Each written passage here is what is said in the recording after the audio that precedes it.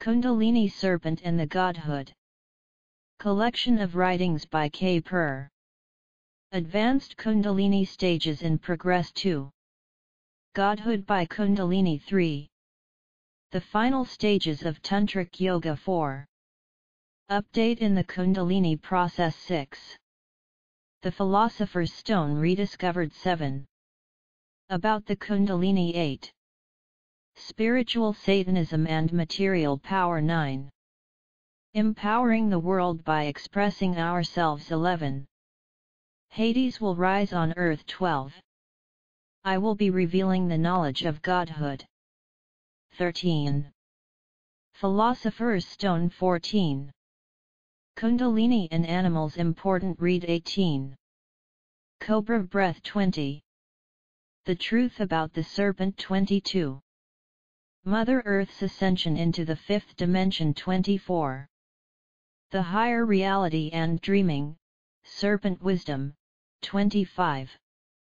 2. Advanced Kundalini Stages in Progress.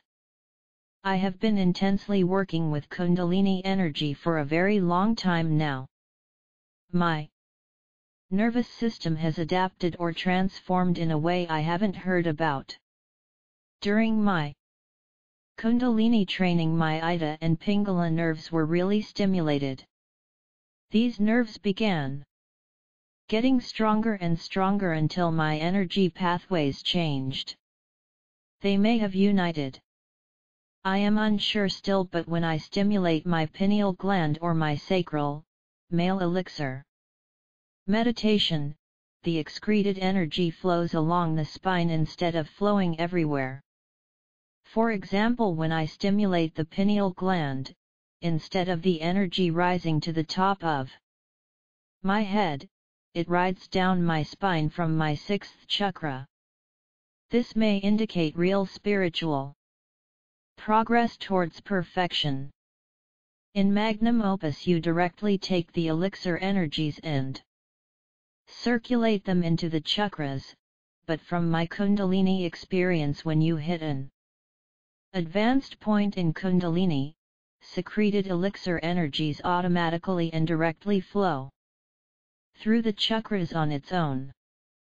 I can say this is a fast and intense path to Godhood. This is an explanation of one stage of Kundalini I reached. There are many stages and changes I have experienced, but this is something I had never heard of anyone reaching or explaining.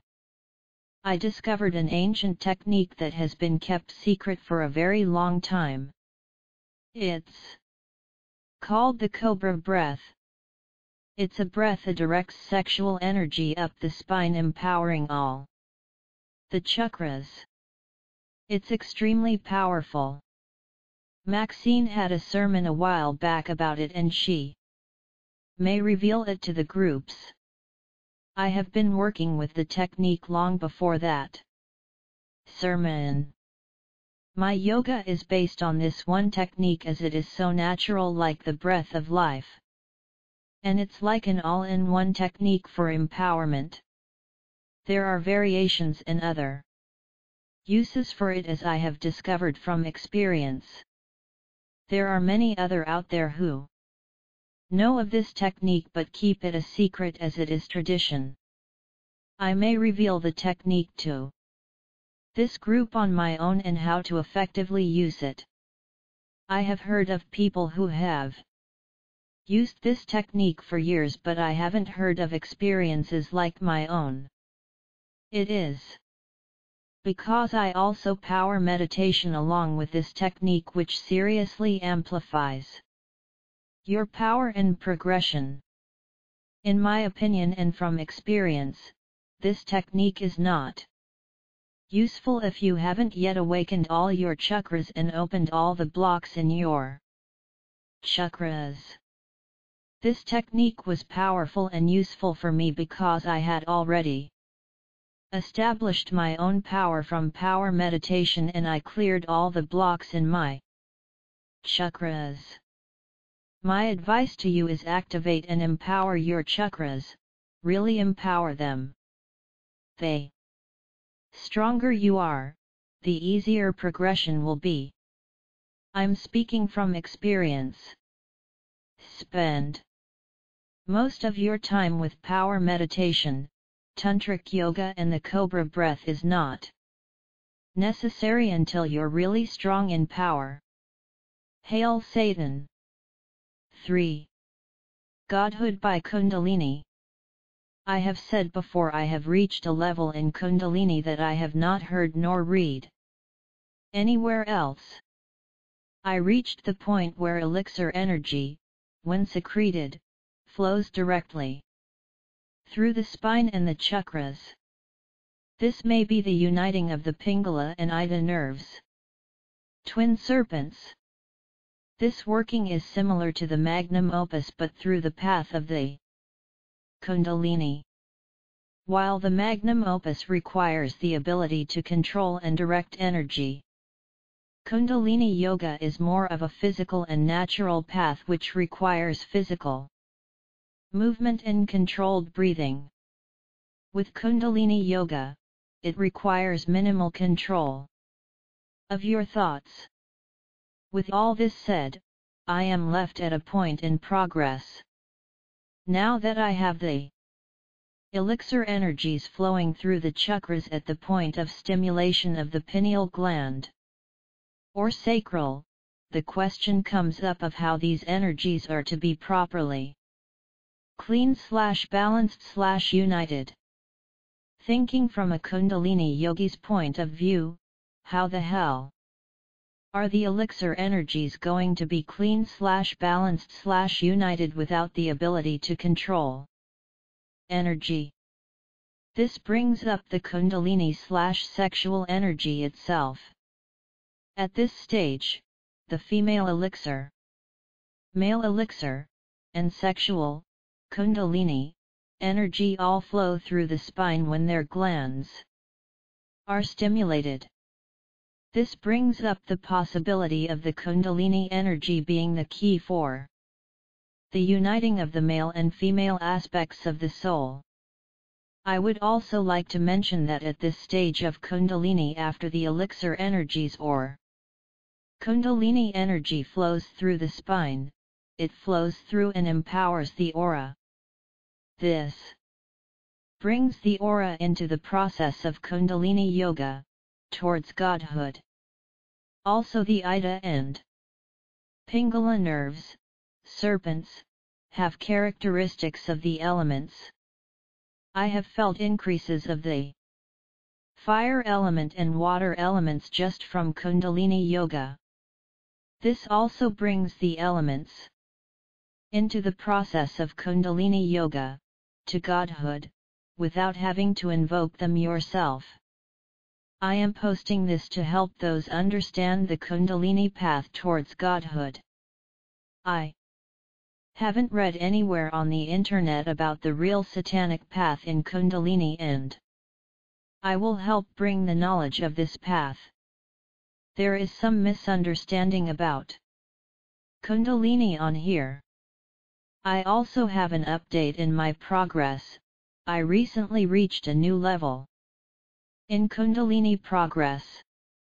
I talked about the last stage I reached, and that level was reached many months ago. This new level is something to talk about. I have a few more of my experiences in this new level I will post soon. I have many techniques in utilizing both power meditation and the Kundalini techniques to advance, in which I believe is the fastest path in Satanism. I may be posting some soon and answering question regarding progression. Hail Satan! 4. The final stages of Tantric, aka physical, sexual or Kundalini, yoga. A few months ago I reached a level in Kundalini/Tantric yoga. This was the uniting of the Ida and Pingala nerves. Since then I began undergoing many more changes within the nervous and other body systems. I will explain, from experience, these past stages in the Kundalini process. The uniting of the Pingala and Ida nerves, twin serpents. Prior to reaching this level, these nerves had a lot of stimulation from Tantra Yoga. These nerves release fire and water energy. They may also have characteristics of the other elements, but this hasn't caught my attention during meditation. The uniting of the twin serpents was quick and painful. The pain was unbearable as I felt the pain from these nerves all along the left and right side of my body. This only lasted a few seconds. After this occurred, I discovered that the secreted elixir energy from the pineal gland and sacral automatically ran through the spine on its own. Prior to the uniting of the twin serpents, secreted elixir energy dispersed throughout the body. The elixir energies. I began stimulating the pineal gland for a few months. The energy from this female rode down my spine automatically and into the aura after leaving the base chakra. After a long time of this, I began doing the sacral meditation for the male energy. The secreted energy from this automatically rode up the spine without any effort from me, out the crown, and into the aura. Near the end of working with these, I had continued with Tantric Yoga as this secretes sexual energy from the base of the spine up the chakras. The sexual energy, considered and widely referred to as Kundalini energy, has its effects in dealing with the elixir energies. This is what I believe is how the elixir energies are united/clean/balanced through Tantric, physical/Kundalini, Yoga. The unification of the elixir energies. After working with all three energies, female, male, and sexual, my chakras began having the sensation of being full of the elixir energies. I still continued stimulating the pineal gland, sacral, and sexual gland at the base of the spine, but all the secreted energies did not ride up the spine anymore as the chakras were full of the energy. The energy went elsewhere, which I cannot pinpoint. The energies did not disperse into the aura nor the chakras, but the energy was felt, but I don't know where. Perhaps it was dispersed into the environment or Akashic flow. Kundalini stimulation, a result from the process during meditation. I attempted to stimulate the base of my spine to secrete sexual energy up my spine, but the energy dispersed elsewhere. Suddenly I had a great experience. I had a Kundalini stimulation. This is not simple sexual energy that is also referred to as a Kundalini stimulation. The stimulation was of the nervous system, not so much energy but more of the life force. As it ascended up my spine, it grew hotter and hotter. I had the sensation of my spine literally being set on fire, but it wasn't physically on fire, so it was tolerable. I smelt, saw, and sensed the fire energy from this. When I focused on the force rising up my spine, it felt just like Satan's energy. This rose and exited out the crown into the aura. This stimulation was not like previous Kundalini stimulations. Kundalini stimulation is not sexual energy secreted from the base of the spine, but comes from that direction as well. As past Kundalini stimulation never felt like Satan's energy. 5. After this I had an ordinary Kundalini stimulation which had been stuck at my heart chakras for about a year. From being stuck at the heart chakra, it rose up and out my spine. The aftermath and effects. After having the unusual force ascend my spine, I have had many effects and changes within the body. The changes slowed down after a while, but the effects seem permanent. It seems like the pineal gland and the sacral secrete the elixir energies on their own into the chakras/aura. All the chakras and their systems are active now.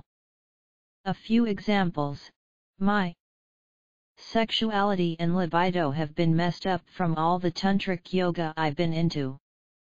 This is now recovered, healthy, and back to normal. My digestive system is way stronger and more active. Same with my immune system. The body systems are functioning way stronger and better. This may be because the nervous system and glandular system are now in tune with each other. Glands that rule systems such as the thymus gland, which works with the immune system, are very active. It seems like I reached a level where the body is finally at its normal state, where the soul and physical body work together as one. 6. Update in the Kundalini process. After reaching my last stage in spiritual progression, I continued with another cobra breath meditation. I then figured out where the secreted energies were going. The sexual energy went up, not the spine/Sushumna, but the Ida and Pingala serpents. Then elemental energy was released from the twin serpents. This energy was powerful. My cobra breath sessions were like this for about 2 more times until things began going out crazy. I don't know what is exactly going on, but I have an idea of the big picture.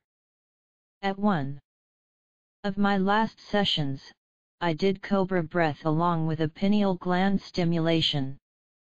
Both energies stopped around the heart chakra area. I felt like there was a Kundalini stimulation stuck below the heart chakra, stopping at the solar plexus. Heat was being generated from the solar plexus chakra. It was the burning sensation you get from the life force. I felt this a few times. Yesterday something new began happening. My aura was being drained. It found it was being drained into my heart chakra. This continued for a few hours. That night, last night, I did another cobra breath session. The energy empowered my Ida and Pingala nerves/serpents, but the radiating energy was drained by my heart chakra. During sleep is when everything went more crazy. My nervous system, soul, was still transforming. During my sleep, I had a dream of the process, but I don't remember much of it. I do remember, from the dream, that my crown was filled with powerful male elixir energy, and my base was full of the female elixir energy, and this was creating some kind of charge in my heart chakra. This is when I woke up, still half asleep, and my heart chakra was in serious pain. This pain felt literally physical, but it was of the nervous system. I focused away from the heart chakras and moved my body, and the pain eased. This happened about 2 times, waking up to it both times. This morning I felt pain around the solar plexus region and below. Remember, I had a Kundalini stimulation or something stop at that point. I focused on it, and this pain was even worse than last night's heart chakra pain. This force, or whatever that stopped at the solar plexus connected to the base of the spine or below that. Upon focusing on it, the pain grew intense. This was extremely painful. The sensation was like your literal spine is being split or expanding. This pain was unbearable. I told myself, if this is the pain of the true Kundalini serpent, then I don't want to go through it. Luckily, the pain is only felt when I focus on it. My point of stressing the intensity of this pain is that this was not the pain you get from energy. The pain felt literally physical, but oddly, the pain comes from the nervous system alone. I think. After the pain went away, after moving my attention elsewhere away from it, I stimulated my pineal gland. The heart chakra sucked the energy up. Same with the sexual energy from the cobra breath, and same with the sacral stimulation energy. At this point there some force waiting at my solar plexus, and at the same time my heart chakra is empowering itself by sucking up all my energy, although I still feel powerful.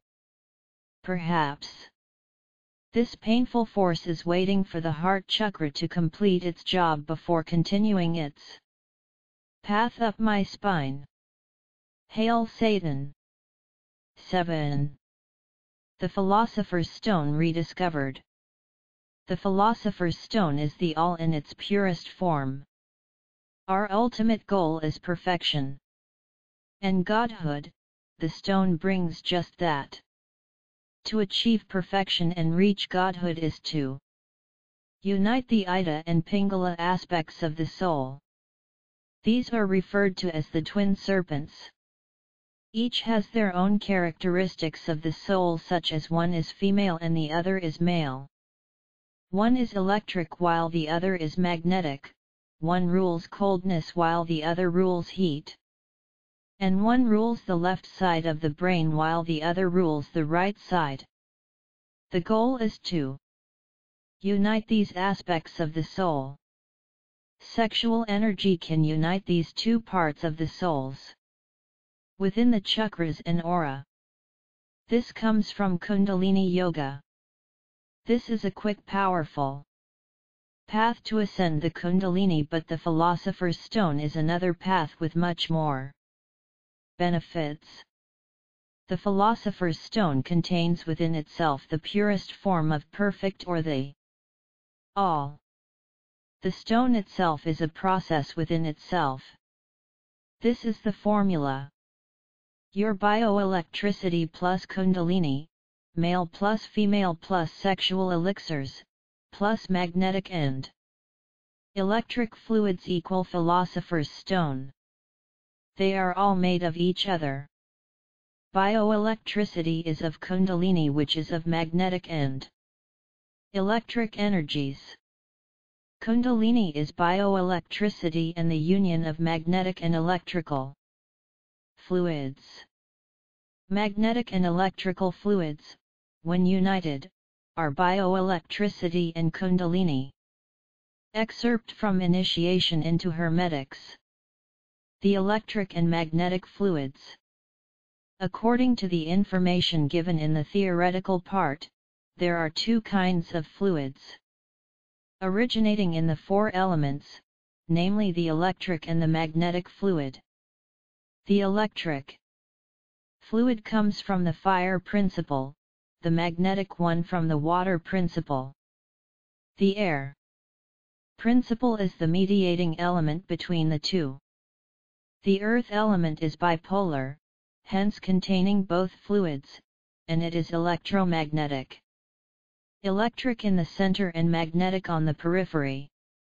According to the aforesaid laws, these two fluids are working in all spheres, physical, astral and mental. These fluids are the cause of everything that exists.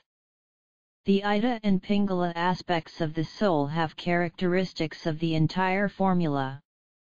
One is of the male elixir while the other is of the female elixir, one is electric while the other is magnetic, both are of bioelectricity and can be united by sexual energy, an aspect of Kundalini, just as the male and female elixirs do, as well as uniting the magnetic and electrical.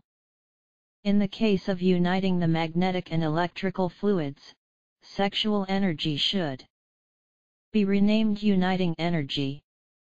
You get what I'm saying? The chakras as well have characteristics like the Ida and Pingala aspects of the soul.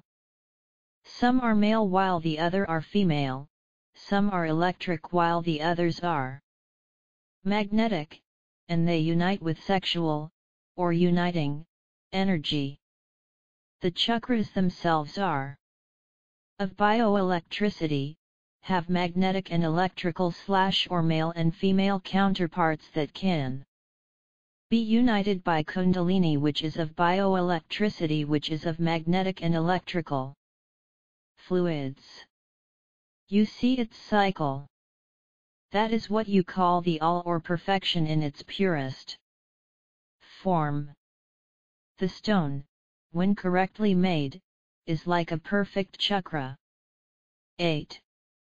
To create the stone, you must already have an awakened Kundalini or already been working with the elixir energies, meaning your aura must contain a strong amount of the male elixir, female elixir, and sexual energies. Condense your aura into a ball and place it where it belongs, in the center of the heart chakra. Extract bioelectric energy from your upper chakras and lower chakras into the ball. The stone now contains the magnetic and electrical energies, aura and male and female elixirs, Kundalini energy, male, female, and sexual elixirs, and bioelectricity, from the chakras. You may now circulate it, connect your heart chakra to your others and spin the stone, or experiment with it. It is difficult to explain the process and how it works. It is better understood if that makes sense. This is a new door opened for spiritual Satanists if we can learn to use this. Fucking determined. About the Kundalini. Ascending the true Kundalini serpent, which is a nervous pathway that connects the base of the spine to the cerebellum area of the brain, can take years and years of empowerment. Being able to safely rise sexual energy up the spine, also known as Kundalini energy, takes clearing the blockages within the chakras. This may take anywhere from weeks to about a year or two, depending how your meditation progression goes. It may have taken about or nearly a year to clear the blocks that prevented my sexual energy from easily rising up the spine, but this is because I was new and didn't have much knowledge of Kundalini energy and chakras, so I'm sure it can be done much faster. Blocks feel like knots in the spine and the sexual energy gets stuck at that chakra where you feel the knot. This means the chakras above the chakra where the knot lies is blocked. People also mistaken this and believe their Kundalini is stuck or has stopped at a chakra. Once you have cleared the pathway for the sexual / Kundalini energy, you have opened yourself to a new way of empowerment and working with Kundalini. May take years or more before reaching the true Kundalini serpent. 9. Spiritual Satanism and material power. We as spiritual Satanists are the spiritual elite here on earth. We are definitely making a spiritual impact on our world. The enemies of humanity are often considered the few elite of the material realm. These enemy bloodlines and chosen ones have much material power, which they are losing. For thousands and more years they have been infiltrating our societies and finding their way to manipulate them. Today they made their way to control nearly every corner of society. We live in their falling society which they influence and control. They have manipulated our society, shifted material power into the form of paper dollars, and manipulated their way to control the majority of this material power. They use this material power to control our economies, influence politics and governments, and dominate many aspects of our society, but ultimately for their own pleasures of trying to enslave and destroy humanity while they enjoy themselves with such wealth. Their power comes from the material realm. The energies they use come from the material world, such as blood sacrifices. Their wealth is the source of their power. Our souls are the source of our power. They use their wealth for their health, emotional balance, desires, and everything else that we can use our minds for. These controlling enemies are spiritually weak, as we can already tell, but they have imprinted their souls with wealth energy and other energies that rule today's material power. This comes from their rituals of gaining material wealth and power. The enemies have their puppets to create an illusion that material power is in the hands of those puppets. They allow these ignorant puppets to be wealthy as well, but these puppets do not have the real influence that the puppet masters do. Ironically, the elite puppet masters of the earth are the puppets of their masters, the higher enemy. They elite bloodlines and chosen ones are unaware that they are under the control and influence of the enemy Greys. The ladder climbs as the Greys are controlled by the reptilians. This exposes more on how spiritually weak the few elite really are. As spiritual Satanists, we are growing more and more powerful spiritually every day. We are making huge impacts spiritually, but as you can see in history, the greatest spiritual Satanists not only had spiritual power but material power. Look back on Hitler, America's founding fathers, and further down history and you can see this. Only recently a few of us have mentioned or touched this area of spiritual Satanism. The closest we have got on this issue was a sermon by H.P. Babylon on a satanic economy, which I have saved. There was also an H.P. that became so confident in his abilities he began working towards material power. H.P. Salem Burke used his power to win the lottery and he was never heard from shortly after that. The enemy already fears our spiritual power. They are losing their power because of it. Now imagine the fear of spiritual Satanists with material power. They can't touch us spiritually, but they still have material power and are still fighting to keep that status while making sure no outsider of theirs reaches their level in material power. So it may be very dangerous right now to pursue material power like H.P. Burke did. We must unite. It is Father's will. The enemy works as a unit with their material power, like covens for material power. We must unite in covens and as a family to pursue both spiritual and material power. I can see why H.P. Burke did what he did. He was very adept and also reached a great level in Kundalini. 10. From my own experience from Kundalini, it opens you up to see more and become more aware of the world around you. It becomes a naturally desire to have material power, especially in a society ruled by others. This is because as we spiritually evolve, our lives evolve to suit our desires.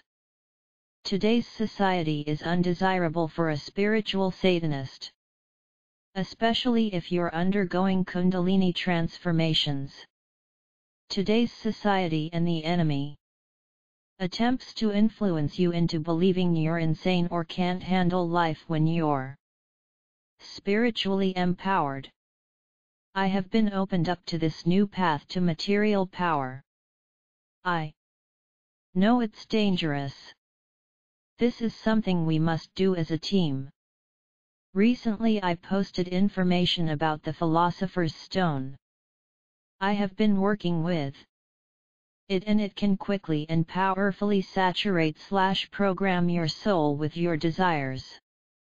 I have only been working with it since my post and I already am noticing change. The stone should be worked with to increase the amount of material power in our souls as the stone already empowers the soul. It's a best of both worlds thing. This will prepare us for our rise in material power. Hail Satan! 11. Empowering the world by expressing ourselves. When we express ourselves, that expression is of your power.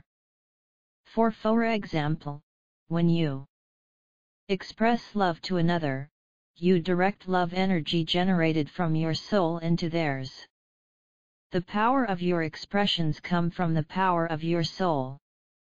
So depending on your power, your love for another may be meaningless to them or it can blow them away. Expressing your personality or creativity also is of power. When people express themselves through their unique behavior or creative appearance, depending on their power strength, they may appear like a fool to others or they may actually influence others to express themselves as well or mimic it. When someone with developed power or natural power expresses themselves, they are subconsciously placing power in the target of their expression. They are imprinting themselves in their world. This is why the enemy does not want us to be creative and express it, because it has power and gives power. In the physical realm, expression is simple action with intent/will. In the mental/astral realm, expression is simple energy with intent/will. Physical action is energy and energy is physical action, in form of potential. As for my experience, I realized I have been subconsciously empowering people who are very close to me, where this is emotional exchange. They even have symptoms of increased bioelectricity. This reveals how having a relationship with a demon/S can be beneficial. Even in my social environment, I have made a subconscious impact. I do not enjoy today's enemy-influenced society, so I do not choose to involve myself with it and I overpower its influence when it reaches me. I am considered an outcast or a quiet loner, yet everyone around me praises me, mainly for accomplishing what they are afraid to even attempt, sees how positive my life is compared to their own, and wants me to be involved with their meaningless lives and activities, to subconsciously feed off my power/expressions. We all need to empower ourselves so that we break down this enemy-influenced society and replace it with our own. This is done by simply expressing ourselves and elevating our own souls. 12. Hades will rise on earth. The underworld has been taken from Hades. The enemy today rules those who are spiritually dead or lost. The underworld is the unseen world that has its influence in the world. The enemy has controlled the underworld and its lost souls for too long. Hades, or Pluto, is awakening the lost souls to the enslavement brought upon them by the enemy. The underworld is now ready for and desires revolution so that Hades may once again rule the underworld. Hades has been dethroned by the enemy and is to regain his rule. The lost souls of the underworld are increasing in Pluto's energy. Pluto's energy rules transformation through death and rebirth. Hades is regaining his power of the underworld.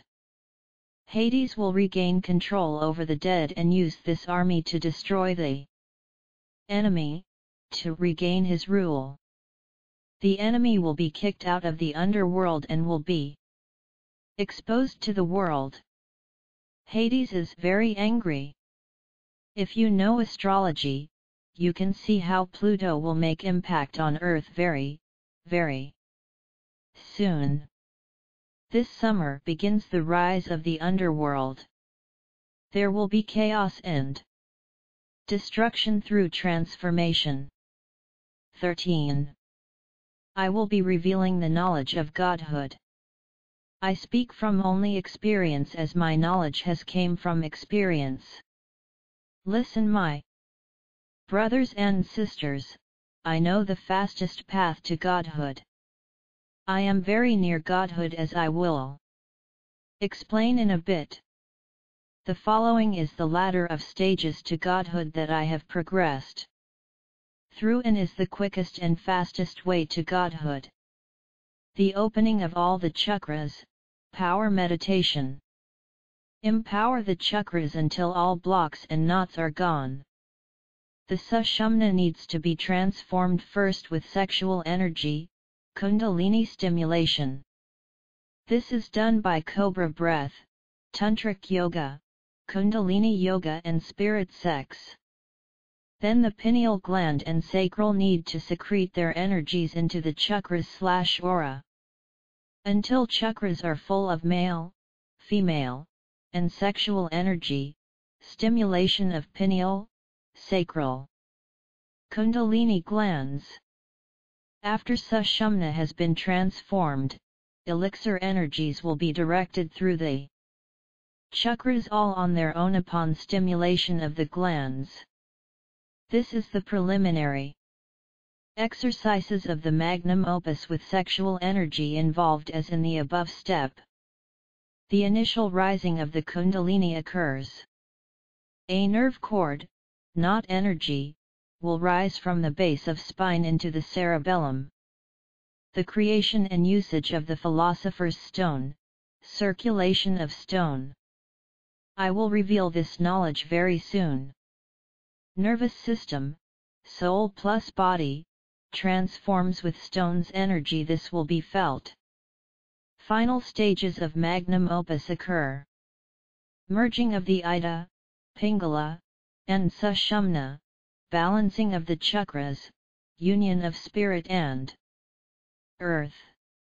This will occur on its own if you're using the stone I recently made it this far. My chakras are undergoing their balancing as I type this. I believe my final ascension of my Kundalini is very near, as my chakras will be complete soon. Here is my experience from a few moments ago. During meditation, energy from my heart chakra began streaming into my pineal gland and sacral. Shortly after, my pineal gland and sacral began secreting their elixir energies through the Sushumna into the heart chakra. This continued, and during this my Pingala began increasing with energy, same with my Ida. This followed with my Sushumna increasing in energy. My body was then full of the Ida, Pingala, and Sushumna's energy. I felt the three divided from each other and then they grew larger, filling my aura until these three aspects of my soul blended with my aura. My chakras began pushing and pulling. My soul had flipped upside down. My upper chakras were at the bottom and upper at the top, base chakra where the crown was and crown where the base was. They then began to balance themselves with their opposites' energy. They chakras were now becoming both male and female. These stages are a part of the magnum opus and my soul is repairing or transforming itself. I should be experiencing more of the changes and their effects later. I have discovered and successfully used the Philosopher's Stone. I have the information ready, and will get it to everyone very soon. This stone solves all of alchemy's workings. Its power is amazing. The stone is easy to create and use, yet its power is overwhelming. This stone will quickly bring you all to godhood. This is Father's will. I would also like to mention that this stone's power will quickly manifest your desires so strongly. 14. Quickest, most powerful path to godhood, Philosopher's Stone. The Philosopher's Stone is the all-in-one solution for spiritual and physical transformation. We are all working towards the same goal of godhood, whether the path be by Kundalini Yoga, the magnum opus, or any other spiritual workings. As you progress in spiritual transformation, you understand and see more of the corruption and unfinished work of our souls. These spiritual workings, especially the Philosopher's Stone, will repair and bring your soul to godhood. All of the alchemical goals can be reached quickly with the Philosopher's Stone. These alchemical goals are combine spirit and earth, merge the twin serpents, Ida and Pingala, unite the upper and lower chakras, and creating and using the elixir of life. The Philosopher's Stone does all this at the same time.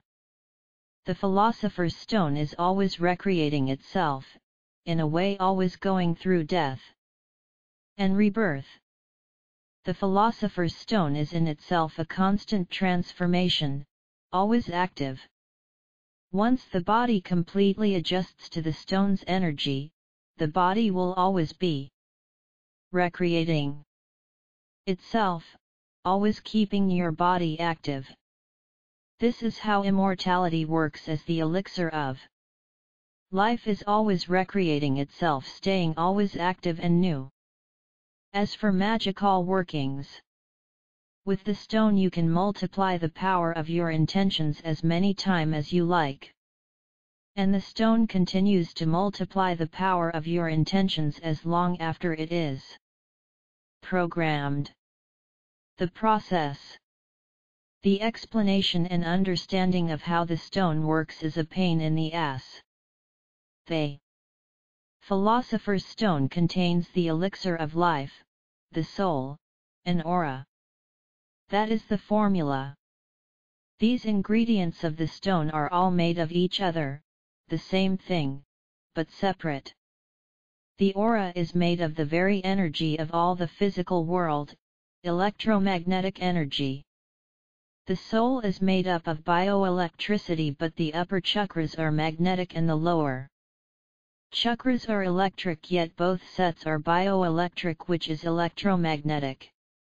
The elixir of life is the male elixir, female elixir, and sexual elixir energies.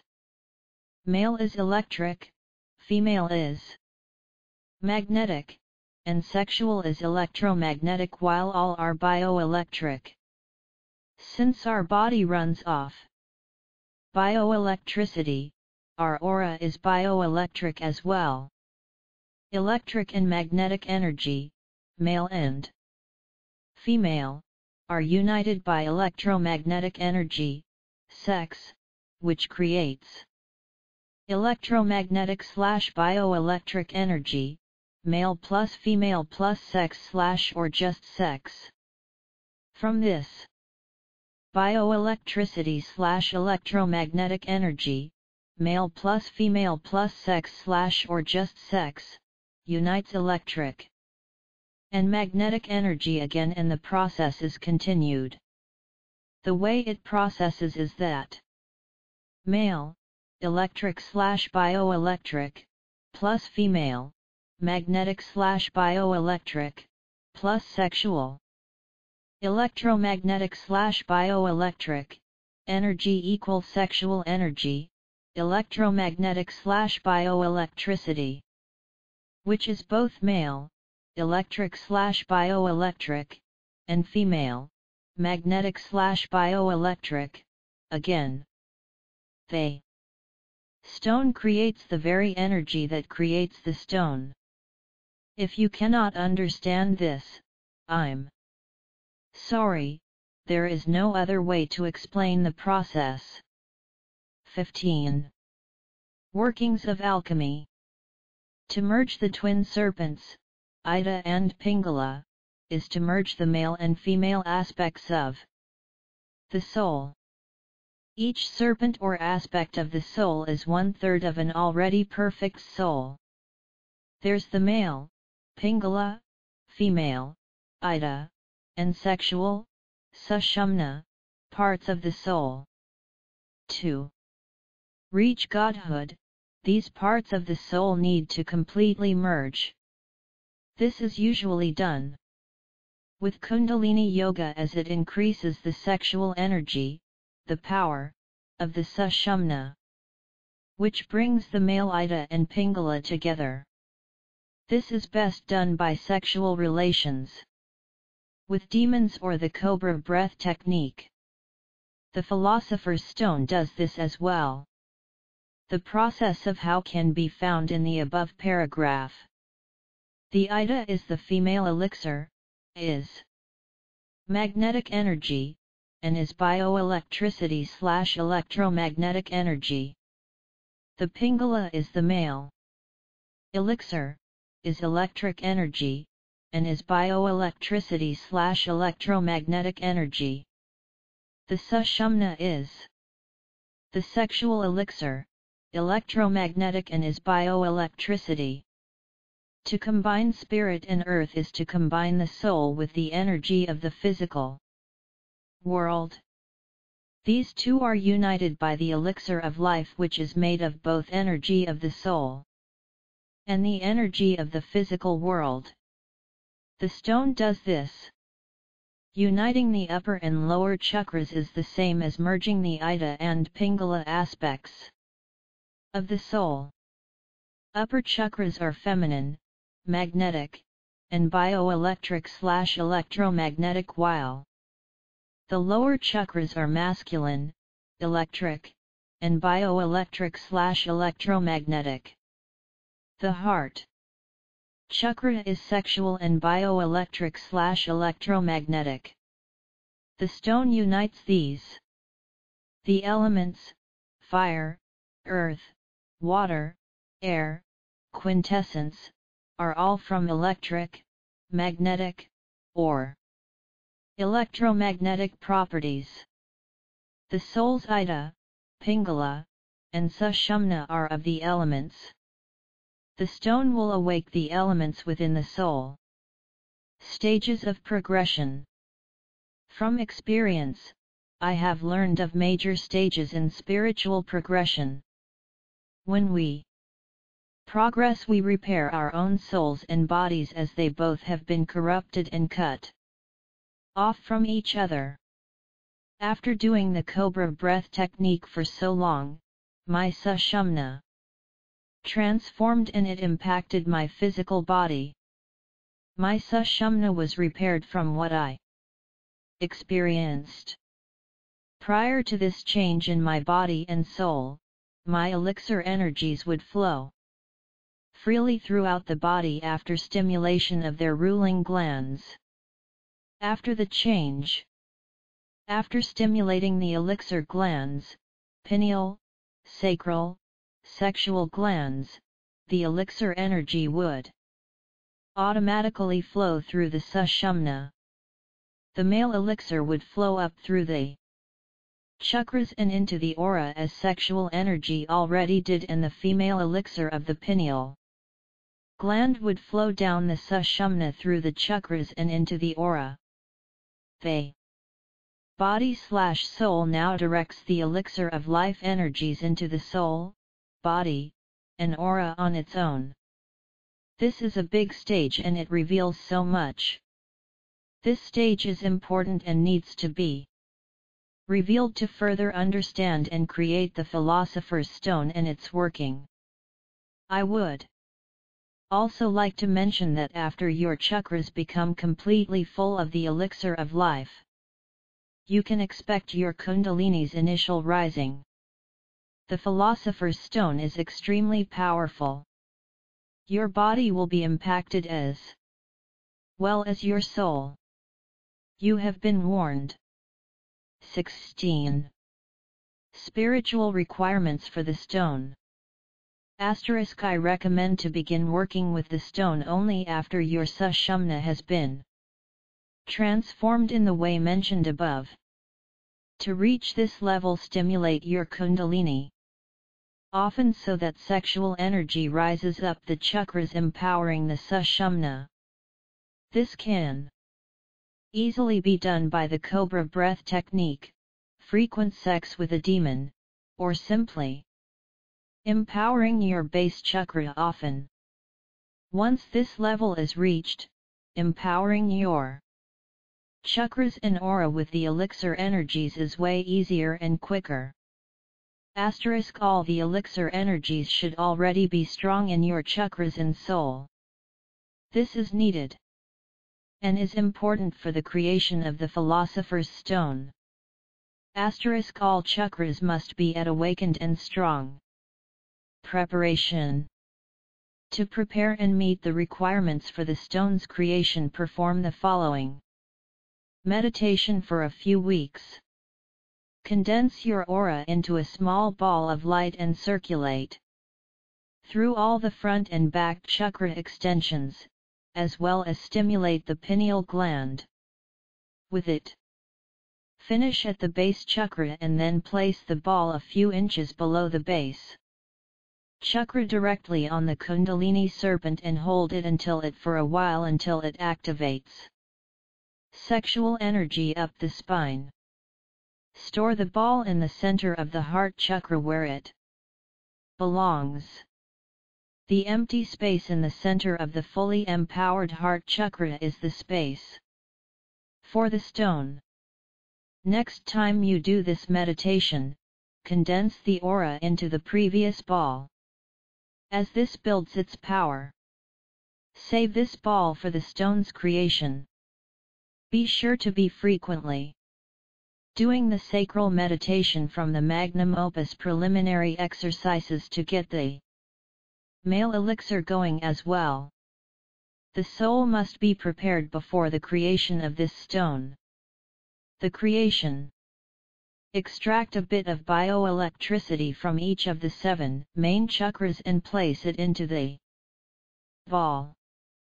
This bioelectricity from the chakras will activate your stone's true power. You should feel the effects immediately after if your ball/stone is in your heart chakra, as it will circulate the energy. That is the creation of the stone. The stone should now have all of the formula. Bioelectricity plus aura plus elixir of life, or energy of soul plus energy of physical world plus energy of immortality/perfection.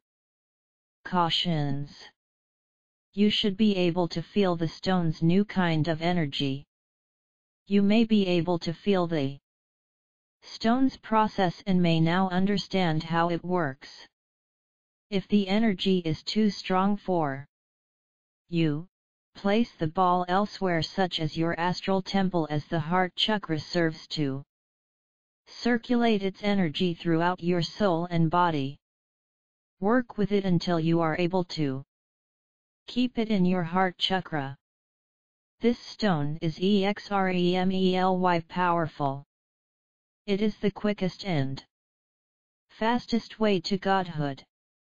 Working with the stone.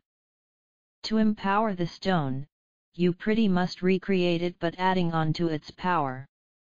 Condense the aura into the stone, circulate it, and optionally finish with extracting the new bioelectricity, the 7 main chakras, into the stone. There are other ways of using the stone, such as connecting all your chakras to the heart chakra and spinning the stone in the center of the heart chakra. You may also use the circulate the stone in and out of weak chakras to strengthen them. Keep the stone clean by cleaning it daily the way you clean your aura and chakras. 17. When the stone touches a chakra, the chakra will move closer to the perfect soul or godhood. All the alchemical workings can be defined by the simple circulating of the stone throughout the chakras. The heart chakra. The heart chakra, when fully empowered, has an area in the center of it for the stone. This is where the philosopher's stone is supposed to stay. The heart chakra serves to circulate the stone's immortal/perfect energy throughout the soul and body, empowering them. This is how the energy of the stone reaches all of your body. Magical workings. The stone, when programmed with your intentions, will constantly imprint your intentions throughout time. With that said, the power of your intentions/desires will be multiplying as time goes by. When you circulate a programmed stone throughout the chakras, you will imprinting and programming your soul with your desires over and over, quickly saturating your soul. When you place a programmed stone in the heart chakra, your intentions will circulate throughout your soul, always programming your soul. The heart chakra rules desires, so when your intentions are in tune with your desire, the heart chakra will further empower the stone's programming. You can vibrate a rune to further saturate the stone with your desires. The power of this stone is meant to create your perfect material life while perfecting your spiritual life. Stages of transformation. As you continue to work with the stone, your body and soul will go through many transformations on its own. This is because the stone is a combination of all alchemy workings, and the stone is God, immortal/perfect, energy itself. Your body and soul adjusts to this. 18. Kundalini and animals. Important read. When my Kundalini connected with my cerebellum, initial rising, my cerebellum activated but acted like a separate brain. It ruled a part of my nervous system/soul. It had control over the nerves of my back and the back of my arms. The cerebellum seems to be the physical brain of the Kundalini, and over time it becomes in tune with the rest of my brain. But at first, the Kundalini, cerebellum, and the part of my nervous system/soul it rules, acted and operated very animal-like. I could feel its energy body move at times. Recently, I experienced what seemed to be the literal Kundalini rise up into my cerebellum. This was a very freaky experience, not painful though. At first I felt crawling movement around my back and back of my arms. This felt so physical. I touched my back because it felt as an insect or something was crawling on me. Then I felt something literally crawling up my spine. This is no joke, a literal tiny serpent crawled up my spine and into the cerebellum. This was felt physically, but I could not physically see it nor physically touch it. It was a part of my nervous system/soul. This was literally a living being with a mind of its own. It was freaky. After my Kundalini's initial rising, which activated the Kundalini's physical body, cerebellum, and a part of my body's nervous system, it had acted and seemed very animal-like coming from my point of view. After the literal Kundalini rose into the cerebellum, the Kundalini became one with my mind. I now have an animal side to me, which is the cerebellum and its ruling parts of my nervous system. I want to explain this animal side to you all. Since this emerging of an animal side to me brought by the Kundalini itself, I can better understand and relate to animals. Yes, I said even relate to being an animal. I now respect and care way more deeply for animals. Communication with animals seems so natural now. It's difficult to explain what I'm trying to say here. It seems as the physical life of animals is just they do what they are influenced to do, yet their true freedom lies in the spiritual world. They are not as spiritually evolved as we are, but they are able to live a free life only in their own minds. I learned this by my friend's ferret. When she was brought over to my house, we let her free roam because she must remain in her cage at my friend's home. She was very excited, jumping and sprinting all over the place. When she had left, I meditated that night. During meditation I had felt her crawling and playing with me, and I could sense her emotions and feelings. This was the first time I interacted with an animal on the astral. I could sense that this ferret had a strong desire to come and play again, but she didn't have the power. It was then when I learned and related to animals. There was also a prior experience, but I couldn't understand the meaning of it until my Kundalini side awakened. I witnessed two vicious dogs eat a cat, and I was too late to save it. This struck me emotionally, and I questioned why such things happen. Now I understand animals, and I need to let the world know. Animals are spiritually dominated by us humans. People do not realize that animals have a consciousness capable of having desires and knowing that they cannot reach them easily. They are limited to only their own minds, much like we were once before coming to Father. Their desires are simple and they do not have the power to manifest them. Some animals simply want to be loved or accompanied, some want to simply play or run freely. Because of today's world, some animals simply want to not starve.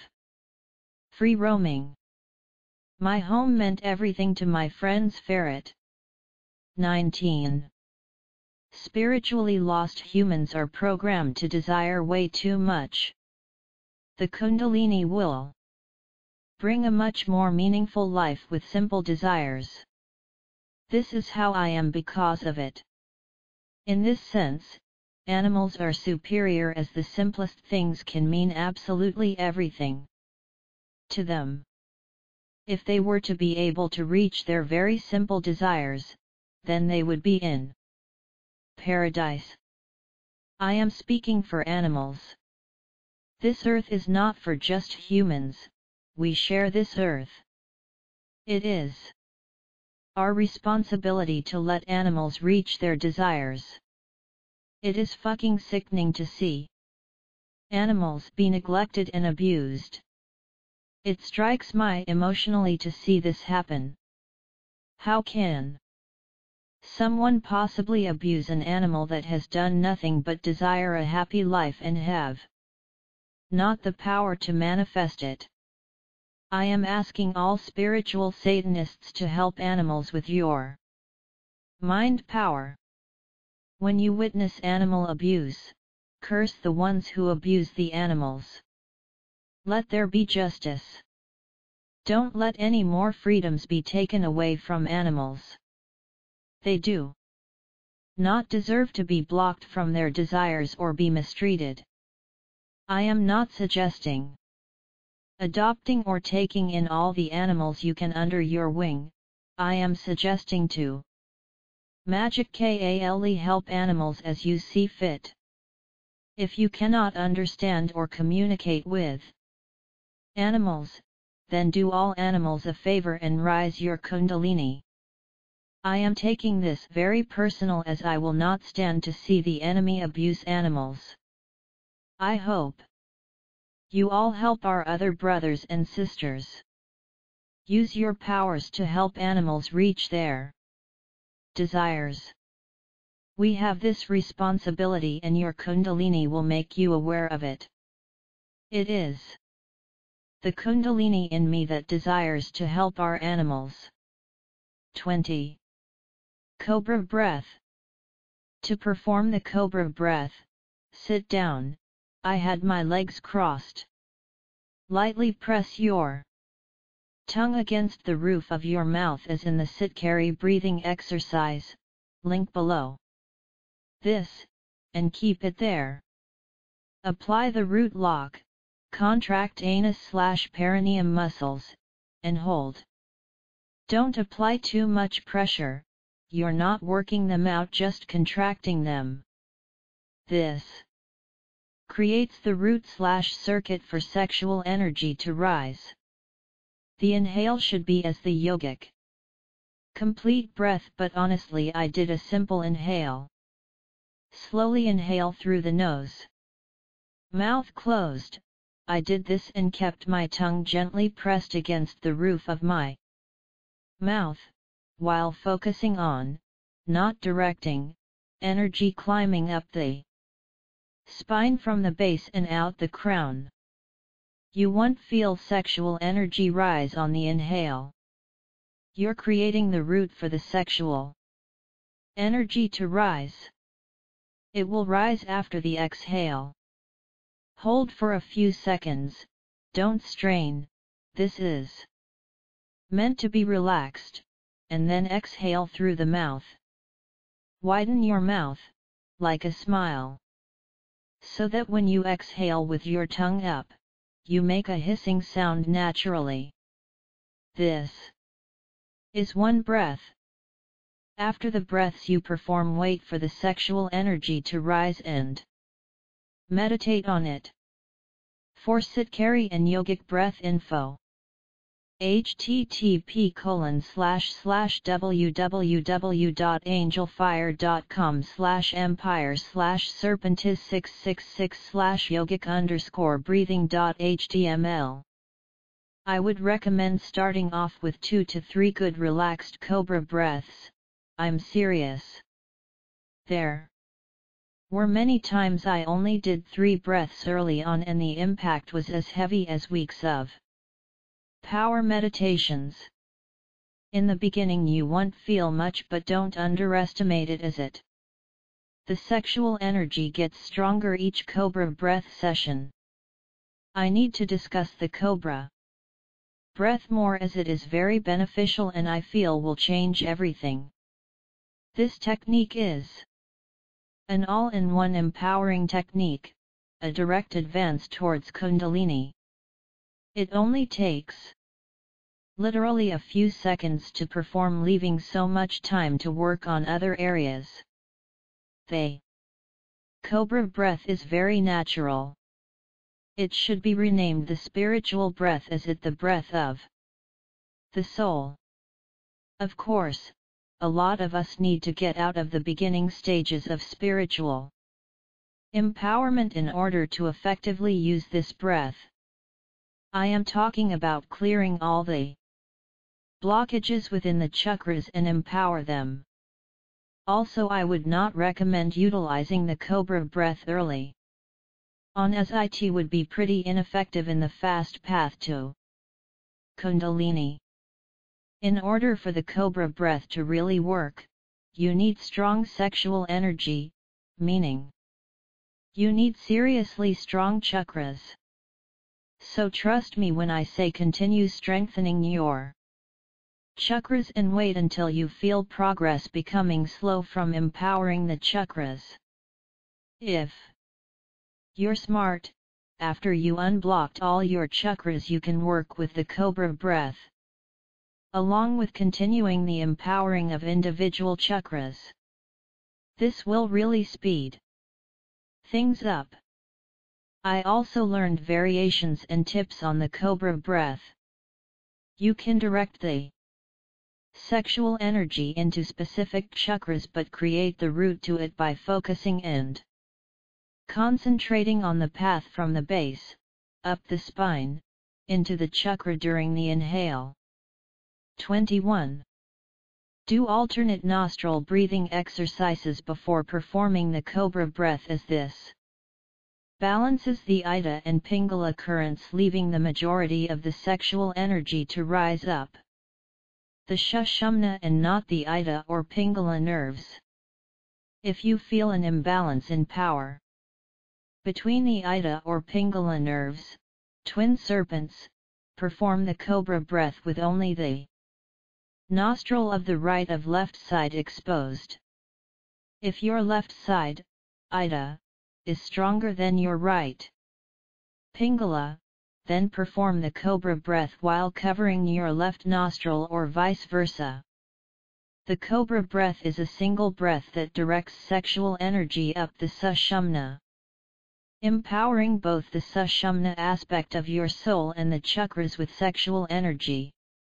This is a very powerful technique. It is the fastest and most powerful way to Kundalini.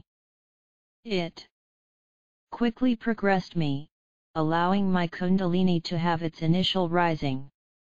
If you want an easier, more basic instruction of the technique, go to the link below.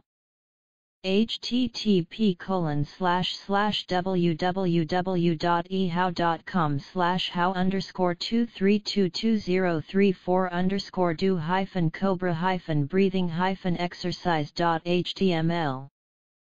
22. The truth about the serpent. Months ago I was posting on the groups and my Kundalini had its initial rise. This opened me up to new knowledge, and I had even rediscovered the Philosopher's Stone. I gave the groups and Maxine the formula. It can be seen at the bottom of this page. http://www.angelfire.com/empire/serpentis666/magnum_opus.html. I have since learned more and have been experimenting with the stone on a whole different level. I have new knowledge on the Philosopher's Stone. I have learned so much from my ascension and have learned of many misunderstandings which need to be corrected. I want to share my knowledge and understanding with you all, although you may not all find it all too pleasant. I speak and learn from experience, as that is my truth. The Kundalini is within every living creature. It is the aspect of the soul that rules the instinctive consciousness. For we humans, this part of ourselves is dormant, and this is why we do not have perfect souls. Our instinctive consciousness is the mind of the serpent. My initial rise was the ascension of the serpent's body into my nervous system. About a month following this, my instinctive consciousness, mind of the serpent, ascended into my cerebellum, which primarily acted as a separate mind. Truth is, it is no separate mind but only our dormant instinctive consciousness which is in all living beings. We as humans are actually higher dimensional creatures when our souls are complete. We were not created on this third dimension as some may believe. We were genetically altered on a higher dimension. After we were created as a slave species, Father imprinted His literal genetics within us, which gave us the potential of being an equal to Him. The difference between us and the species from which we originated from is our higher dimensional genetics. The third dimensional difference from the physical bodies between humans and apes is the manifestation of higher dimensional genetics. When our serpents ascend and we complete our souls, our consciousness ascends into a higher dimension in which we were intended to live on. When our souls balance, it reflects in our consciousness. When our masculine and feminine aspects of our souls balance and our kundalini ascends, instinctive thinking becomes dominant as it is of higher dimensional thinking. It is because of this instinctive thinking that I was able to relate to and communicate with animals and later on with other beings of nature. This is because all living beings are consciously living on a higher dimension because of Kundalini. On this third dimension, instinctive thinking is dominant, and this is obvious by animal behavior. After your ascension, you wake up to the consciousnesses of all of nature and you will understand all living beings on a higher level. This manifests as bonding and caring for Mother Earth and all her beings. You just can't help it once you have awoken to this level of consciousness. The back extension chakras rule the true self, the higher dimensional you, the Kundalini, the middle rule the consciousness, and the front rules the spirit, expression, uniqueness of a being. The male, female, and sexual elixirs are needed to be full in the chakras, primarily in the back extension chakras for the initial rising. These three elixirs make up the Kundalini nerve cord and the aspect of the soul needed to be made for the serpent to ascend. Let me clarify sexual energy and why it differs from Kundalini energy. 23. Sexual energy is of the base and not of the Kundalini. Astral sex secretes sexual energy up the spine, not Kundalini. Kundalini energy is the energy of our higher dimensional self in potential form. A Kundalini stimulation is not the same as sexual energy rising up the spine. Also, the best way to secrete sexual energy from its gland is astral sex or cobra breath. Google, cobra breath how, should be first link. The three elixirs amount to the same thing as Kundalini energy, dormant under the base. A Kundalini stimulation will empower the three elixir glands. So a true shortcut is to stimulate the Kundalini under the base, but with physically generated energy such as raw bioelectricity, so it has to be done properly and successfully, more by feel and not so much visualization. An important working of the soul is merging your spirit with your true self, higher dimensional you / Kundalini. This is done by ultimately the Philosopher's Stone, but for an accurate description, the 3 elixirs or a directed Kundalini stimulation being circulated throughout the back extension, Kundalini, chakras and front extension, spirit, chakras. This combines spirit with Kundalini, and this is how we truly become ourselves on the higher dimensional level. Also, once you hit a certain level, secreted elixir energies will circulate themselves. Simply keep focus on them. So if you want to work directly towards your ascension, create and empower yourself with the Philosopher's Stone, it will get you there. Keep secreting the 3 elixirs frequently, stimulate your actual Kundalini every now and then, and circulate the energies that come through your back and front extension chakras. Once the stone has been completed, simply empowering it will activate it, and it will circulate throughout your main chakras on its own. If you want to go into even faster work, try placing the energies you raise from a Kundalini stimulation into the stone. I warn you though, this may be way too advanced for new Satanists, but I am leading directly to ascension.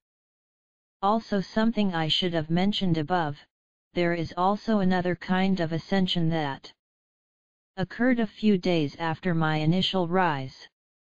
My spirit ascended, and this originated from the pituitary gland.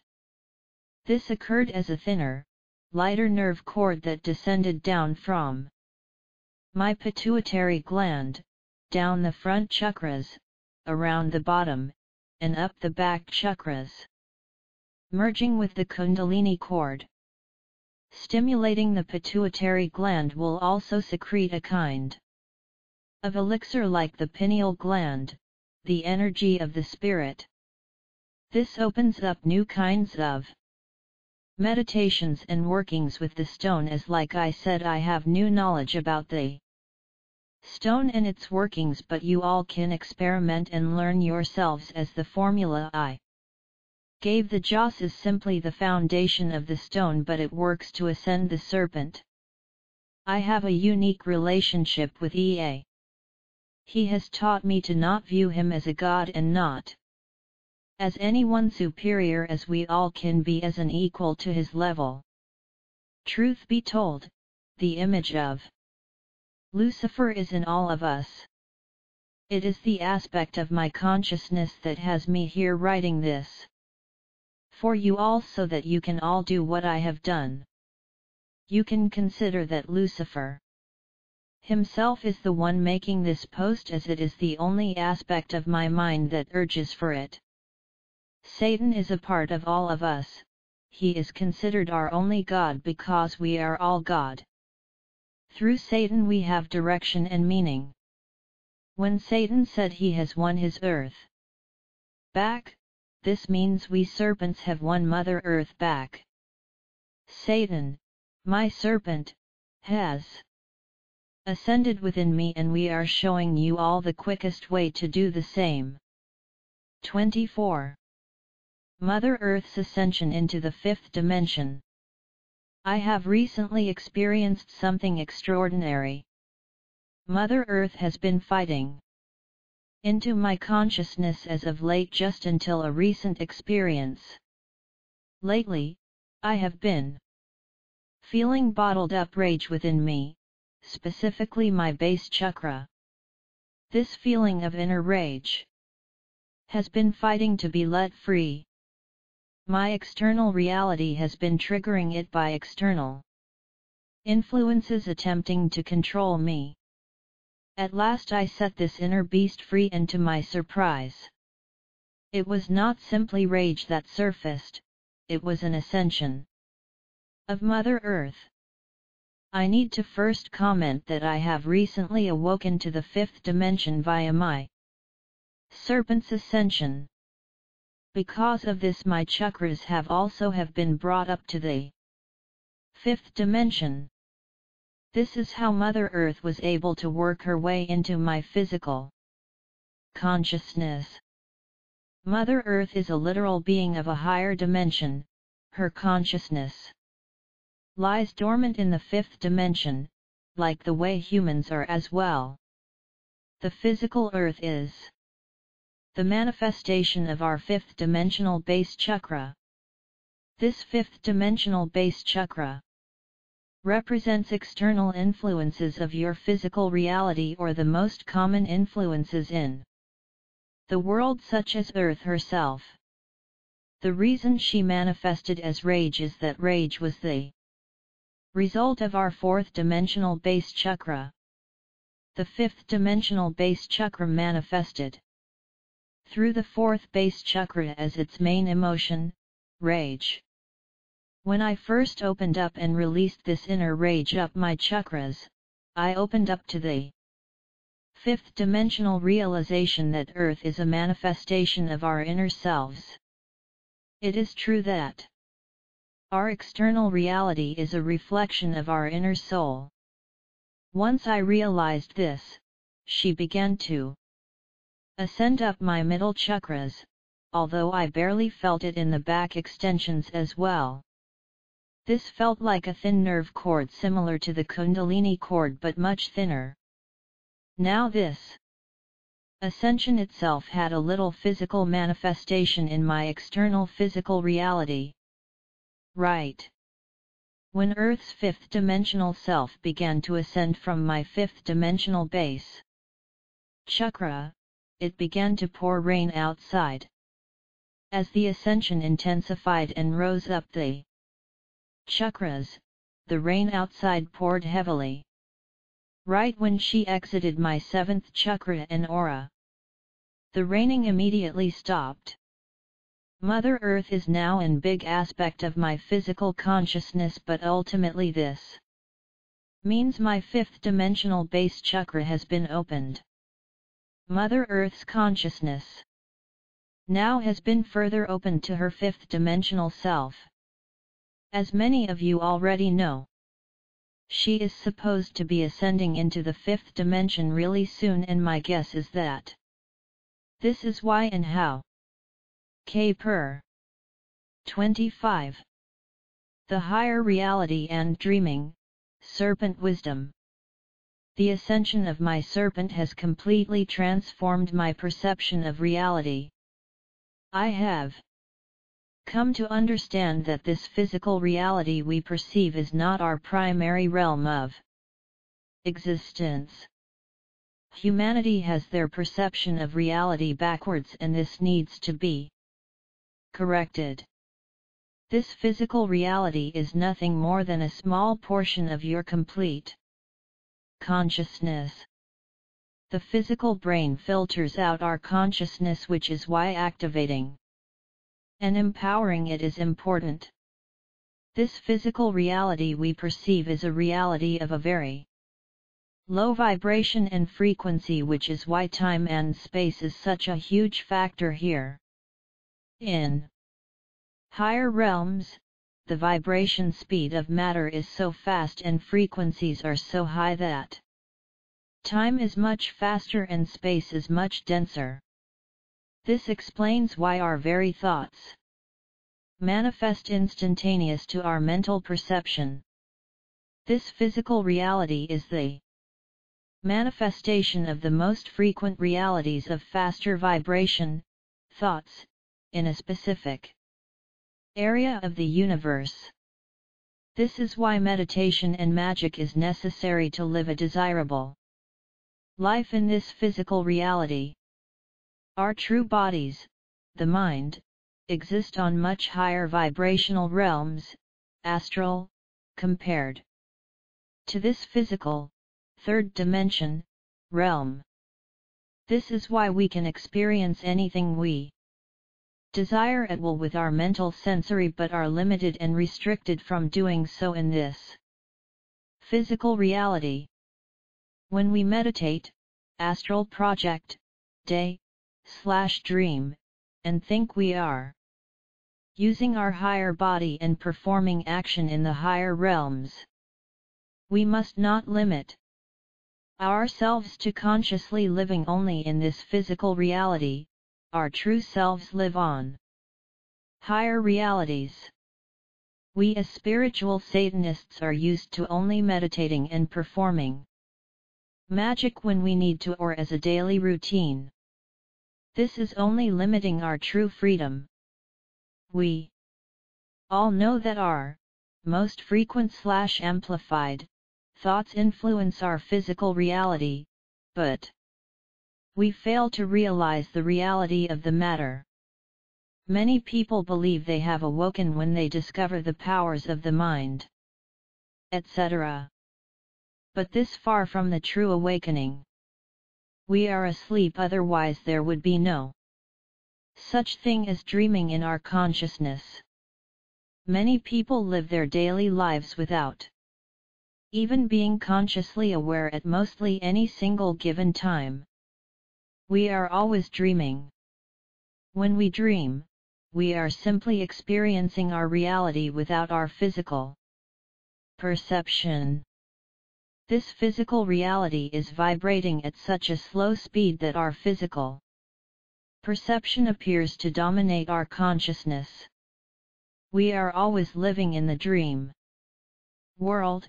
When we sleep, we simply let go of our physical sensory to experience higher realities without the distraction of the physical reality. So we must acknowledge that every time we meditate or perform magic, essentially using the mind, we are living in the dream, astral / higher reality, world. 26. A huge part of our consciousness is asleep. This is why we are not conscious in our dreams and explains why we are at loss to be consciously aware during the day.